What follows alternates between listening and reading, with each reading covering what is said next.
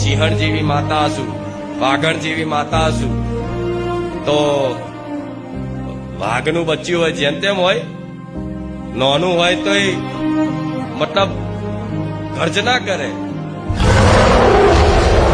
નાનું હોય તો મતલબ એનું રૂપ બતાવો.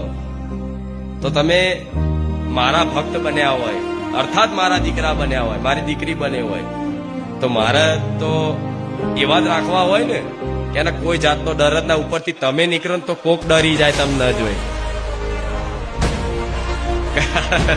આ તો કુખાર મેરડી વાળા ભલે મારે એ અભય પ્રદાન કરવો છે. જો કે ધીરે ધીરે ધીરે ધીરે ધીરે ભક્તોની અંદર ભયનો નાશ થયો છે.